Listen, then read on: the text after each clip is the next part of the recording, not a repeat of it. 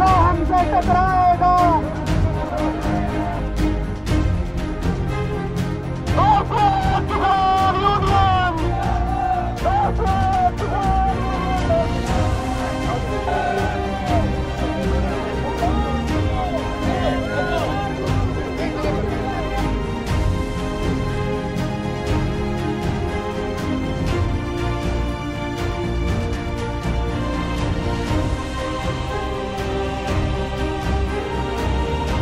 हम तुम्हारे साथ हैं।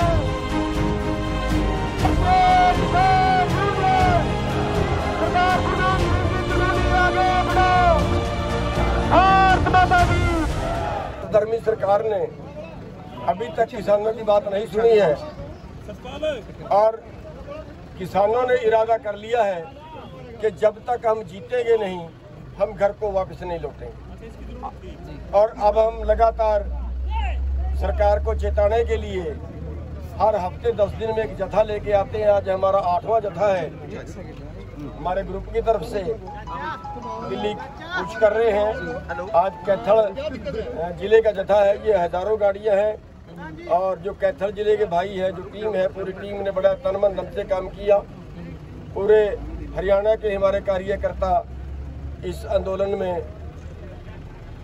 आज सबसे अग्रणी स्टेट हरियाणा है, इस आंदोलन में पूरे कार्यकर्ता तन मन धन से लगे हैं। तो जब तक हम ये आंदोलन जीतेंगे नहीं तब तक हम इस आंदोलन को लड़ते रहेंगे। सड़कों पे विरोध प्रदर्शन करते हुए बीजेपी के नेताओं का या और जो भी प्रोग्राम बीच में आएंगे वो लगातार हम। आज की क्या रणनीति रहने वाली है जी? आज एक जो काफिला है हम कैथल से लेके और दिल्ली के सिंघू बॉर्डर तक जा रहे हैं सरकार को चेताने के लिए कि सरकार देख ले कि हमारा किसान अभी सोया नहीं है। एक एक जिले से हजारों गाड़ियां निकल के दिल्ली कूच करती हैं और लोगों में भी एक तरह से जागृति बनी रहे। ये दो कामों के लिए लगातार जो है ये काफिले इस तरह से पिछले समय से सर चेताने का ही काम। यात्रा की सरकार जो संभावना जता रही है, कहाँ देखती है? जिस जो बीजेपी के लोग हैं या आरएसएस के लोग हैं, आरएसएस ने 60 साल तक अपने दफ्तर के ऊपर तिरंगा नहीं लगाया।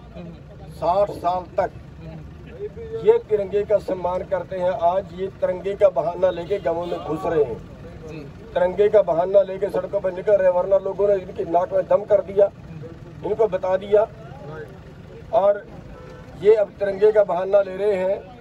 और इन लोगों ने जो आज तिरंगे का बहाना ले रहे हैं, इनका देश की आज़ादी में कोई योगदान नहीं रहा है।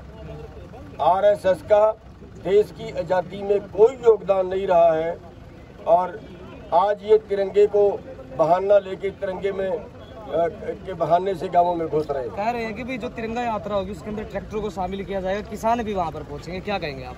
मैं ये कह रहा हूँ कि ये तो तिरंगे से भी धोखा कर रहे हैं। जिन लोगों ने अपने दफ्तर में तिरंगा नहीं लगाया, जिन लोगों ने देश की आज़ादी में कोई योगदान नहीं दिया, वो तिरंगे के ठेकेदार हो गए हैं। तिरंगा तो हम जानते हैं तिरंगे की कीमत।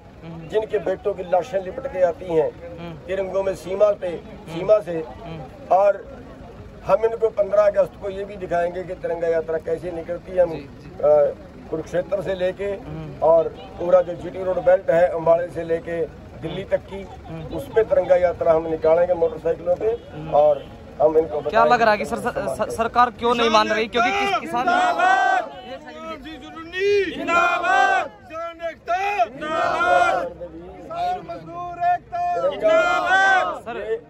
इसलिए नहीं मान रहे कि ये जो पूंजीपति हैं उनके दलाल हैं, उससे पैसे लेके इन्होंने ये कानून बनाए हैं। एग्रो बिजनेस जो 15 लाख करोड़ का है, वो एग्रो बिजनेस कारपोरेट को देने के लिए इन्होंने ये कानून बनाए हैं, जिससे देश में अन्न पैदा करने वाला, भोजन पैदा करने वाला भी मरेगा, कम से कम उसको रेट मिलेगा, और जो खाने वाला है उसको महंगे से महंगे रेट पे खरीदना पड़ेगा।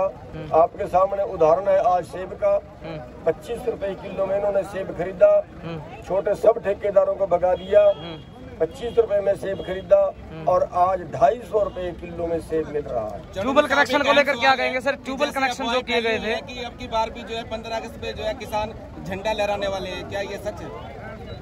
नहीं, किसान तो हर साल 15 अगस्त पे झंडा लहराता है। जो ट्यूबवेल कनेक्शन था सर, हुआ क्या ऐसा ही अब की बार भी होगा? ट्यूबवेल कनेक्शन को लेकर के क्या कहेंगे? तो अफवाह ही कहेंगे ना सर? बिल्कुल अफवाहें हैं। और सर गांव से आज ये जो लोग हैं, इन लोगों ने राज ही अफवाहों पे किया है। बीजेपी के पास और कुछ नहीं है। कहीं जाति के नाम पे लड़वाए, कहीं धर्म के नाम पे लड़वाए, कहीं अफवाहें उड़ाई।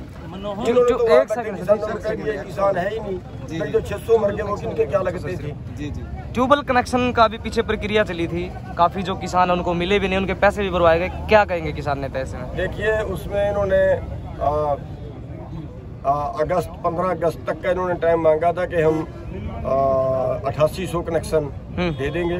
वो अभी पता नहीं किया कितने दिए हैं, कितने बताया नहीं। गुणी प्रकाश ठाकुर गुरनाम सिंह चढ़ोनी का विरोध करते हैं, क्या कर लीजिए यार।